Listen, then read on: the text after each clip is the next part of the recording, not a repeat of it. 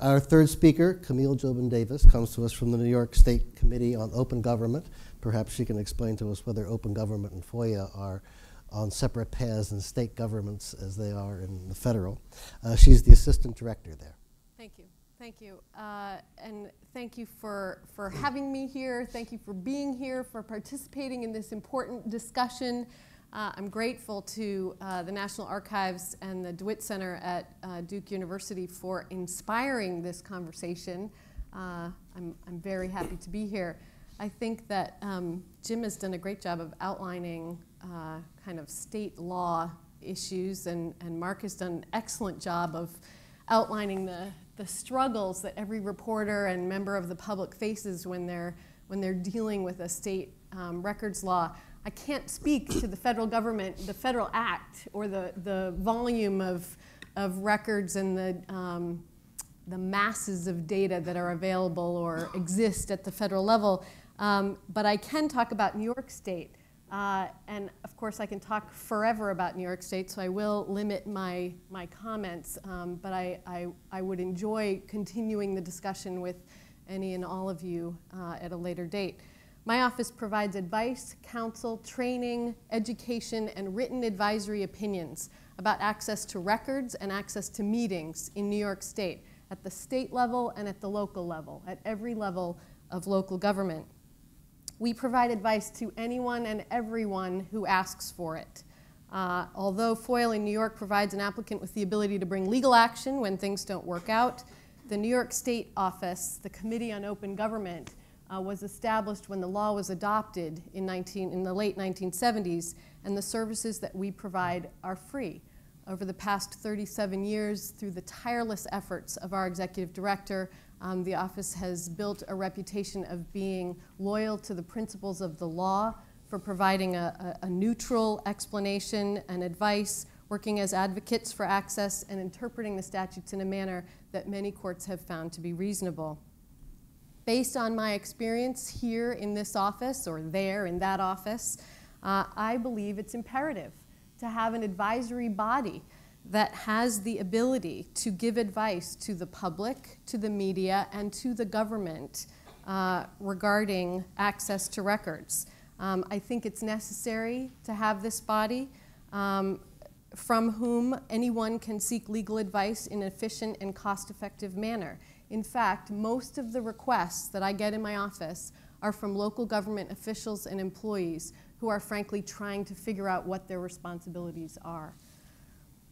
Without a resource like this, like the Office of Government Information Services here at National Archives, for example, all issues are determined in court, right?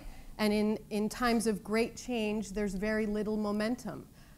Without it, issues of how to apply the law to records maintained in heretofore unimagined formats are not addressed in a timely or a reasonable manner. And without an advisory body to train people and to bring attention to the matters and to put pressure on the situations, the public is left to fume at the expense and at the time and at the perceived continual unresponsiveness of government. So I agree with those who propose legislative amendments, me being another attorney on the panel. I believe that it is important to have it codified in the law. In addition, as part of a multifaceted approach to address issues of access in the digital age, in conjunction with education, education, education, I think it's necessary to adopt statute. So I'm going to set forth some of my suggestions that I would propose for statutory amendments. First, I would propose that information collected and records created must be initially and originally collected and created in an open source format. People smarter and more experienced than me with technology can certainly speak to the best types of open source formatting that you can have. But I want to reference Mr. Derek Willis from the New York Times had a paper. He had a paper, the paper that's connected to this conference, had an observation in the paper that I thought was astute. His observation was obfuscation and paranoia are not technical challenges, but they contribute to them.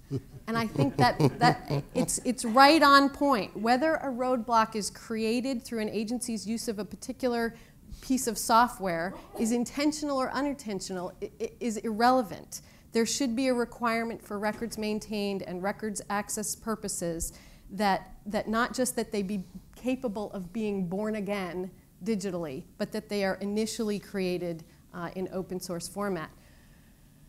Without this requirement in law, there's no drive for these very competitive technology, or I don't even know the right words, the companies that produce software.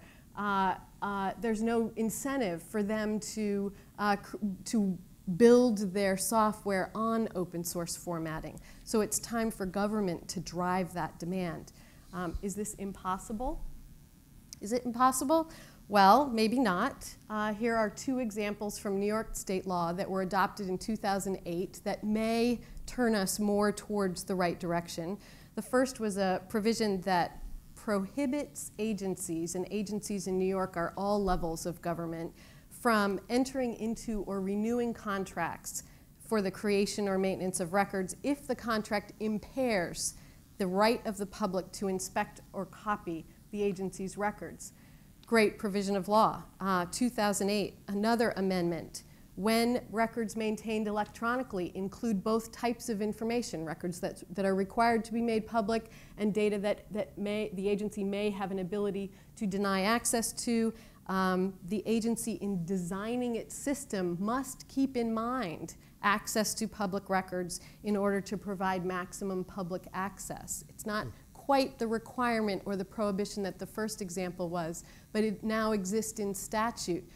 We don't have case law yet, it's only 2 years old, but perhaps this will be helpful as we grow. Second, reasonableness must prevail. Reasonableness must prevail. The agency must be required to respond in reasonable timeframes. They're different in each state, I understand that, but there must exist those reasonable timeframes in the law. And the agency must assist the applicant with articulating the request so that the agency isn't left looking for millions of records and the applicant isn't disappointed when only 5 of the records of the 250 that come back are actually relevant. I'd like to repeat some advice given at previous panels such as these, which is that the use of the phrase any and all related records be prohibited from common use in FOIL requests. I understand it's a phrase we all attorneys use in discovery and litigation. Fine, let's leave it there. Under the Freedom of Information law, that's exactly what happens. The applicant asks for any and all. The agency spends 1 million hours looking for any and all, and the applicant is left paying for records that it doesn't want.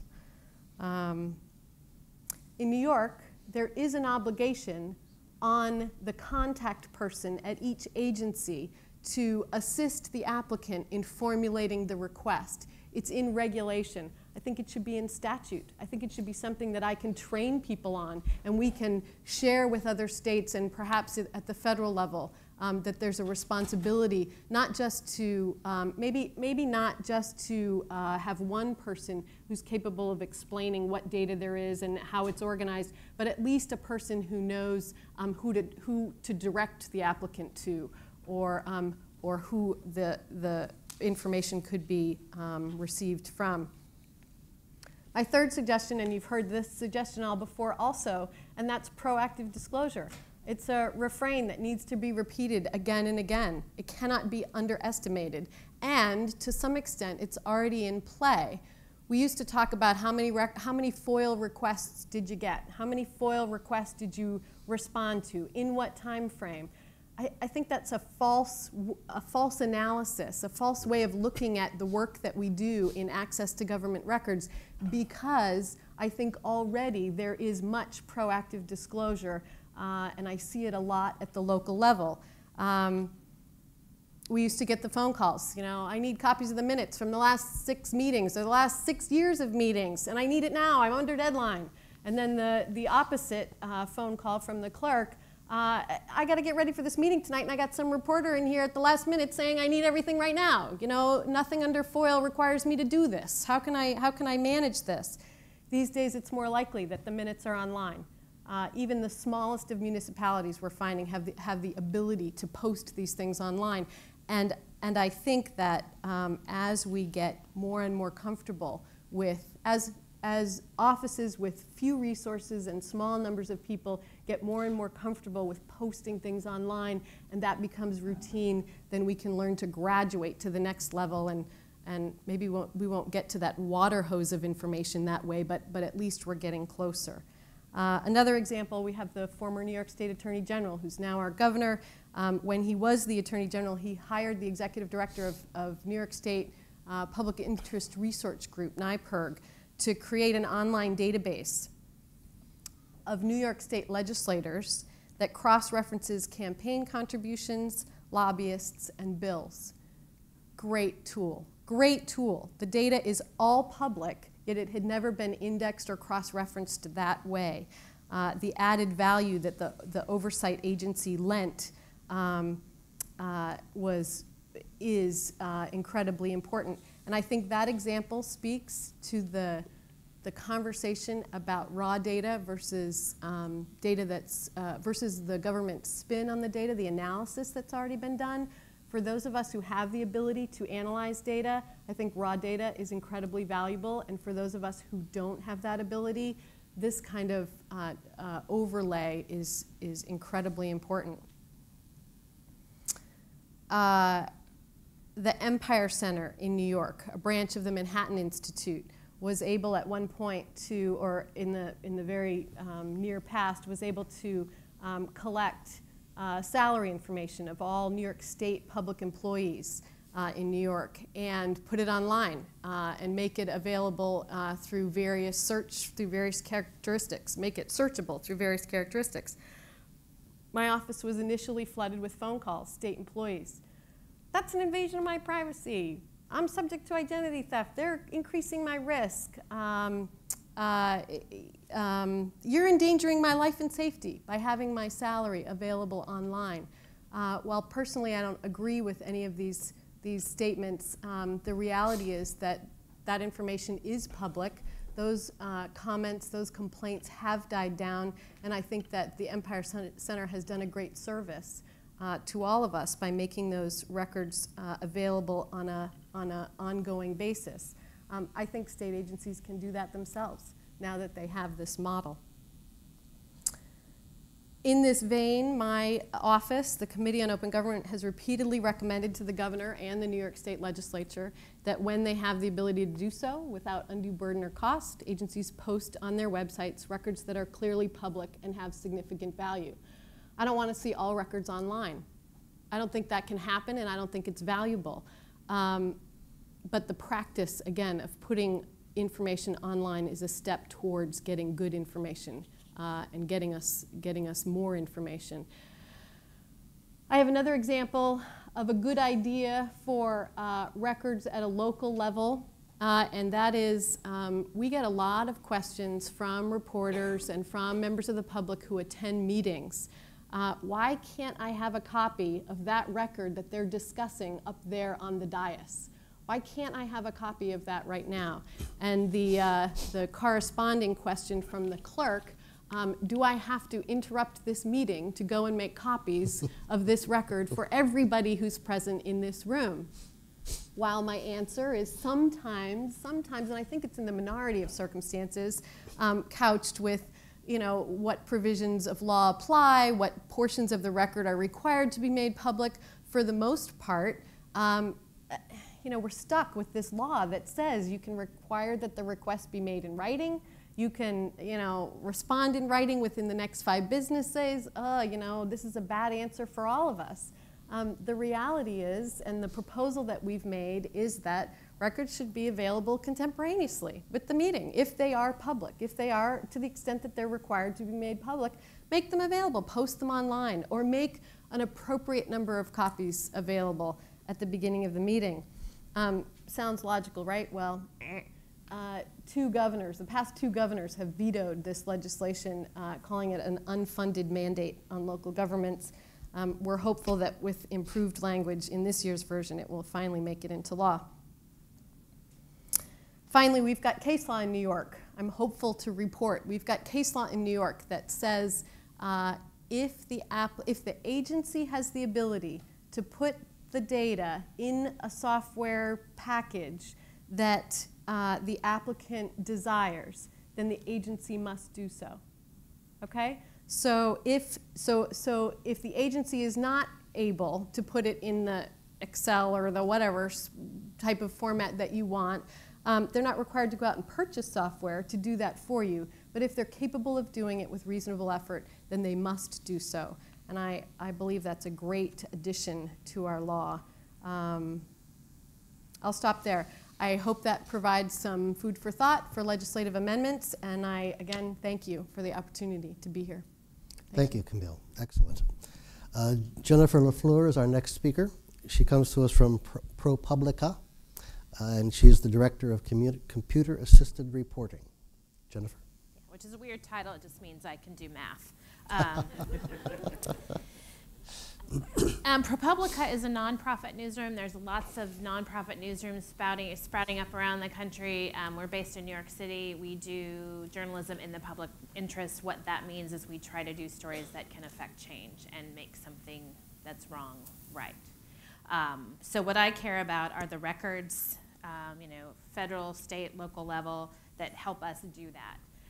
There's a couple really good recent stories out. I guess I can't turn that way. This year, from all around the country, reporters at the Las Vegas Sun this year did stories showing how preventable infections and injuries at hospitals there, how widespread those were, and they've actually made more data available about those hospitals. The Los Angeles Times used local data to look at corruption in a tiny California town called Bell that has resulted in millions of dollars of refunds for taxpayers there. So these things on the local and state level can really, really affect people directly. What happens in your school district, what happens in your community really can affect people directly. Not that the federal government isn't important, but there's a lot of local records that are really important. And I've been a journalist in about 7 different states. I move a lot, so I have experiences all over the map. But we also, in what we do at ProPublica, is often do national projects that require us to request data from every single state. And before recovery.gov existed, there was no federal database of the infrastructure projects that the stimulus was funding. So we went to every single state to request that information. And what we got was all over the map, literally. Washington State had a great database online on their website that they updated. A few states were able to email us spreadsheets. And then other states refused to give us anything ever. And some states, by law, would not provide us with information. Arkansas, for example, will not provide information on an open records request there if you're not a resident of Arkansas, even though this was federal taxpayer money that was being spent. So it proposed some interesting challenges for us in just how wide the issues spread around. But the ability to do stories on accountability and what needs to be fixed often, is affected by how, open a state's law is and how good a state's open records law is. So whenever, for example, I see a really good story based on public records in California or Illinois, which are 2 horrific states to get records from, I know that the reporters just did that much better a job because it was so hard to get records in some places. And some national stories can only be done by going to individual states, and a lot of those are directly related to federal funding, but to get the actual information on how it's being used, you need to go to the state. Even stimulus data, because we only know the prime recipient and the sub-recipient, if you want to know what stuff's really going on the local, locally with that money, you have to go to counties and states and get more information. You can't get that from recovery.gov. So a couple other experiences, and I was going to address very quickly the date of birth issue, because it was a request I made in 2004 in Texas that resulted in a lower court decision saying it was open, an appeals court decision saying that information's open, 2 legislatures trying to put in information that would exempt dates of birth of public employees from the public record, and a 2-judge decision by the state Supreme Court saying that the information should indeed not be open after 5 years. So there was lots and lots of state money spent on that whole process of trying to keep something that was on the books, open record, closed. The reason that was so important to us at the time is when we first started doing stories using public employee data, we had done some stories on the youth prisons there, where the state was supposed to be doing background checks of their employees, but they weren't. So there were people working as guards and working directly with students who had, serious criminal records, and we took that one step further and found that many of those people were then later abusing those kids. So it was important that we were actually finding the right people when we were looking at the employee data. We weren't trying to do it for just, fun to get information. We're doing this because our job is to find problems and report on them. So that was one of my experiences with that. I've had other issues along the privacy lines, some ridiculous. Once in California, I requested the database of the Adopt a Highway program, and they told me I could not have it, the information about who sponsored sections of highway, even though it was on a giant sign by the side of the road. So other issues we run into is cost. And when you're a small paper, there's no way you can sue. And you might not know all the ins and outs of negotiating for public records. So you'll likely just go away, which means a lot of communities are never going to be reported on in the real way because some organizations may not have the wherewithal to actually go and fight for that information. When I first asked the Dallas Police Department for criminal incident data, which, by the way, is blatantly public, it's not one of those controversial on-the-fence things, the first bill I got, I put it in here somewhere, was for $42,744 for 1 year's worth of criminal incident data. So, this was a 2-year hobby for me to get it down, and we eventually got it for free on a regular basis, as Derek said, not just once. So with that, I think I will pass on. And oh, wait. I have to give my suggestions for how to fix things. Forgot about that. I had an editor once who said, you can't complain if you don't have advice on how to fix things. But a lot of the stuff has been addressed already. The whole notion of building systems with openness in mind, wow, what a concept. Keeping things simple, providing the actual real information. I know when going to go back to stimulus data for a minute here. When Texas first put up its stimulus tracker website, it had all kinds of flashy graphics and bar charts, and there was no information about who is actually getting the money. They now have that, but it took a while. Follow the law. If information is releasable, release it. Know the law. Texas now requires that public officials who deal with open records and city council members, school council members have to take public records and open meetings training.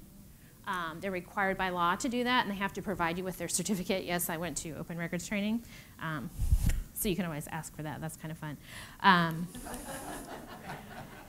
And Texas now actually has a criminal prosecutor in the Attorney General's office who will actually go after people for public records violations, and usually require them to go to more training. They have to sit in orange jumpsuits in the front of the training class. I'm just kidding. Neither. So, I mean, my desire is working on a state and local level. If something is licensed, inspected, enforced, or money is spent, that needs to be made public. That's what I want to know. That's what the local people in that community want to know about. So that's all I have. Thanks. Thank you, Jennifer. Very interesting. Our fifth speaker is Peter Shane. Peter holds the Jacob E. Davis and Jacob E. Davis II Chair in Law at The Ohio State University. Thank you for including the. I could start out, I think, by resolving one of the mysteries Jennifer raised. I think California with the Adopt a Highway program was simply worried about the floodgate of highways seeking to find out their biological parents. That was probably the issue, obvious privacy issue. So I am a constitutional and administrative law professor by trade. I got into, I guess, the roster of potential panelists at conferences like this, starting with my work as executive director for something called the Knight Commission on the Information Needs of Communities in a Democracy.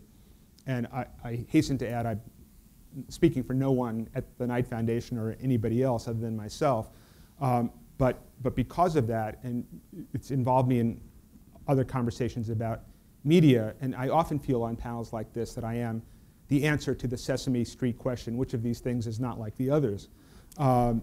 And so I guess the way I come at these issues really is as someone who thinks from the point of view of public law about the link between information flow and both the quality of our democracy and indeed the rule of law. So when I was thinking about what to say here, and actually my remarks now will be what I wish I had said in my paper/blog post, and of course a better talk will be what I am muttering to myself on the way home. But when I started thinking about that blog post and these remarks, I started thinking from my sort of standpoint as a citizen, what I do both personally and professionally. So the core of my legal interest is in the laws it applies to the presidency and to presidential congressional relations. And I'm a co-author of a case book on that subject, and I have to do a lot of research on how the federal government handles a variety of issues like invading other countries, conducting electronic surveillance, and so forth.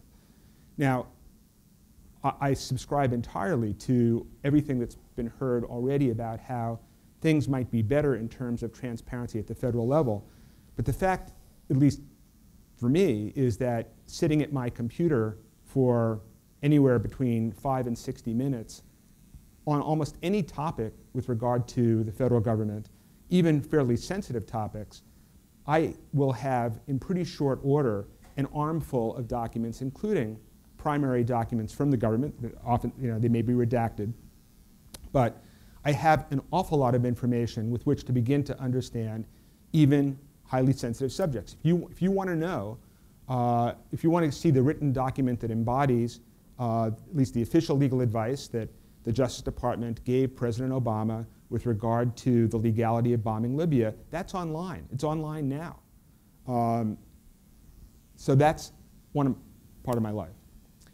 So I'm also a citizen of Columbus, Ohio, and I want to say before I tell you this story, Columbus, Ohio has a very forward-looking mayor. We have actually a very fine city government. He has a great CIO.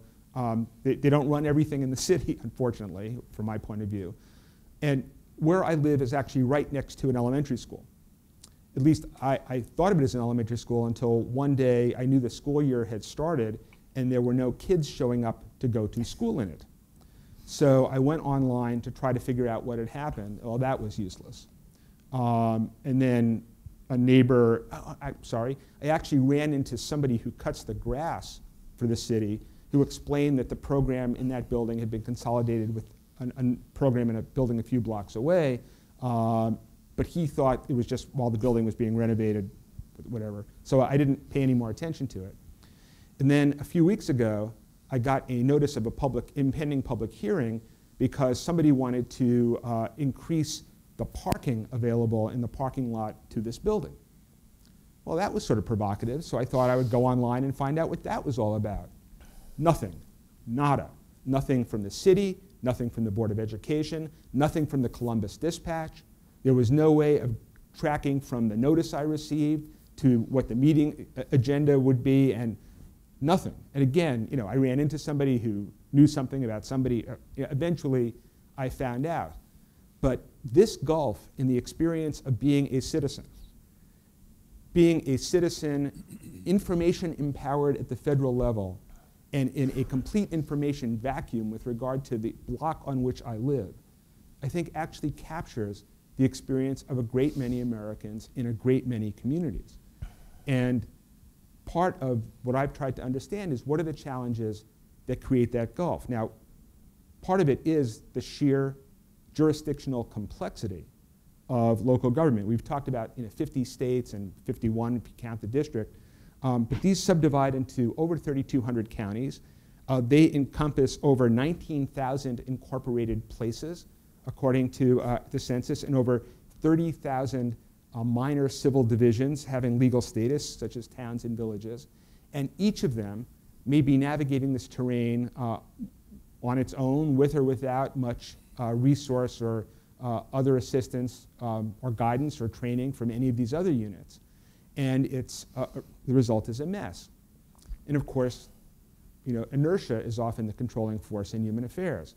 The people in government, people who attend all the meetings, the people who have adjusted to its routines, are people who are succeeding just fine with the information and communication processes that they've inherited. There's no obvious incentive to change them. But if you're a member of the public, you may want them changed. And now you face kind of a classic collective action problem. I mean, I have a little bit of a stake in getting this changed. I care about the school next to me. I care in a kind of diffuse way about the non-corruption or non-corruptibility of my city officials. But by myself, does that add up to enough motivation to devote a huge amount of time, effort, or money to resolving the problem? Well, maybe not. That's what it takes large numbers of voters to do, or contributors, or other kinds of non-market-based institutions to address and resolve. And resources here, of course, really will be a problem at the local level, because they are feeling, of course, every bit as strapped as the federal government.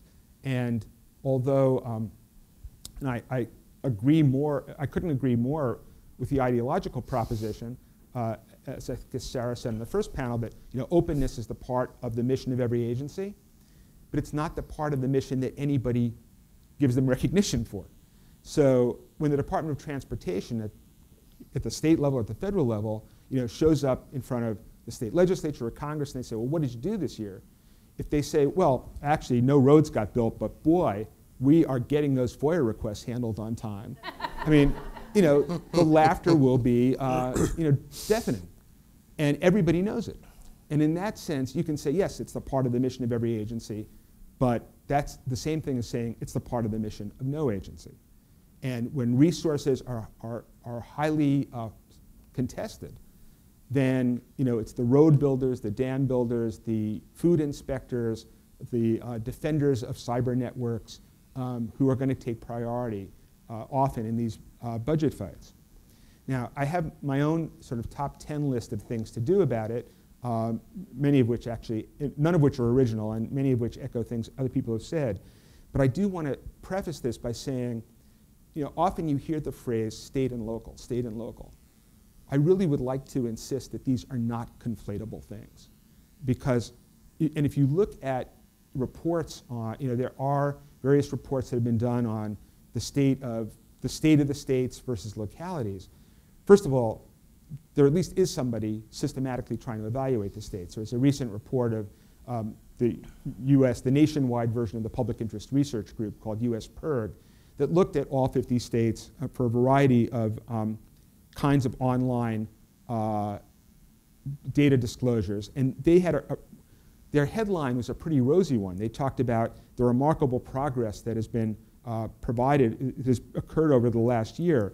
Having said that, the remarkable progress still left them with the assessment that only 9 states out of 50 deserved an A or a B rating. And that they mentioned that there were still states that had very little by way of online public access. But still, compared to localities, this is hugely better. And we don't even have, except on an occasional state level, very good systematic studies of what localities are doing. So just to say very quickly the top 10. Yes, laws should be improved. States should require local jurisdictions to publish a whole variety of things online. And the state legislatures should also regard themselves as duty-bound to budget for it. This conference has been, I think, very good for acknowledging the cost side of accomplishing information disclosure, and state legislatures should own up to the cost side also. Yes, all government institutions, to the greatest extent possible, should collect information required of the public or of its members in electronic form, and it should make that information available in uniform open standards. All governments should try to maintain a single user-friendly online portal that facilitates access to all the documents, and by documents I mean text, audio, and visual, that they are either bound or voluntarily making accessible. One thing states might do for localities is to fund cloud storage so that every city hall meeting can be videotaped and preserved online. It's on somebody's budget other than the budget of East Egg. The portal should be used. Again, this is picking up actually on a suggestion that came out, I think, of the latest version of the Contract for America or whatever, that all non-emergency legislation should be posted at every level of government for at least 72 hours prior to an actual vote to allow the public and journalists to analyze it. Public records laws should authorize penalties for public officials or government employees who willfully engage in the unlawful concealment of records. State law should, as New York apparently does, prohibit government at any level from engaging with private firms for the management of records in any way that makes the private firms the exclusive outlet for those records. Those responsible for open records laws should be fully trained in the legal requirements that apply to their agencies. And again, going back to Jim's point, or maybe it was Mark who said this, they really have to understand the difference between the cocktail party sense of private and the legal sense of what counts as confidential. Agencies should post public information requests and their responses online so that the same request doesn't have to be duplicated. Every jurisdiction should have a government-wide senior transparency officer whose duties include regularly auditing the performance of individual agencies, coordinating their training, and transmitting best practices. And every jurisdiction should have some kind of public information ombudsperson, perhaps of the kind that New York and other states have. The one other thing I want to say is just how important it is, though, for pressure to be maintained at the local and state level to keep these things from happening. Sometimes in discussions like this, government transparency is talked about as an alternative to journalism. Let's have data disclosure and democracy will follow. And I want to say emphatically that there is no such equivalence. Without media institutions, and they may or may not look anything like the media institutions of 2011, but without persistent, deeply resourced media institutions, there will simply not be the ongoing pressure on government to maintain openness that is necessary for this enterprise to succeed. But the other thing I want to say is, it's no substitute for journalism, because if the effort succeeds, we will need more information intermediaries than ever. I was touting to an employee of the Columbus City government what I think are the wonderful open government initiatives of the Federal Communications Commission, with whom I've done some consulting in the past, and describing really, I think, the great work that's happened under Chairman Janikowski and his new media team. And her immediate reaction was, oh, that's terrific. Another flood of information I can't possibly digest. And I think that's also part of our experience as citizens. It's not enough to have all of this stuff out there. People with training, patience, resources, and expertise have to be ready, willing, and available to translate this in something that relates in a meaningful way to the daily lives of the everyday public. Thank you, Peter. Thank you. We have a few minutes left for questions. As people make their way to the microphones, let me share with you one perspective we hasn't been represented here yet. As a graduate student studying organizational behavior, I came across a quote called "The Credo of the Bureaucrat." And the credo goes something like this: always say no. Having said no, you can go back and say yes. But once you say yes, you're committed.